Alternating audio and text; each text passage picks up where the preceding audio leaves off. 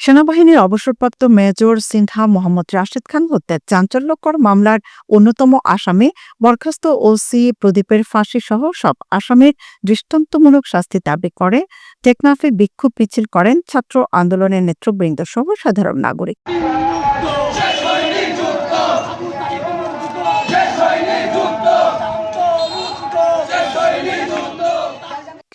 এ সময় তারা খুনি প্রদীপের ফাঁসি চাই, ফাঁসি চাই, মেজর সিনহার খুনি প্রদীপের ফাঁসি চাই, ২০০ মানুষ হত্যাকারী প্রদীপের ফাঁসি চাই ইত্যাদি বলে স্লোগান দিতে থাকেন। বিক্ষোভ মিছিল শেষে বক্তারা বলেন, মাদক নির্মূলের নামে টেকনাফে ওসি প্রদীপের নেতৃত্বে শতাধিক মানুষকে ক্রসফায়ারে হত্যা করা হয়েছে। বহু নারীকে ধর্ষণ ও ইয়াবা দিয়ে মামলায় আসামি করে কারাগারে পাঠানো হয়।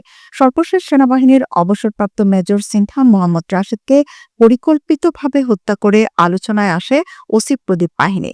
আমরা প্রদীপ বাহিনীর ফাঁসি দাবি এবং সিনহা হত্যা মামলার রায় দ্রুত কার্যকরের দাবিতে বিক্ষোভ মিছিলে দাঁড়িয়েছি। আদালত সূত্র জানায় ২০২০ সালের ৩১ জুলাই রাতে টেকনাফ মেরিন ড্রাইভ সড়কের শামলাপুর তল্লাশি চৌকিতে পুলিশের গুলিতে নিহত হন মেজর অফ সিনহা।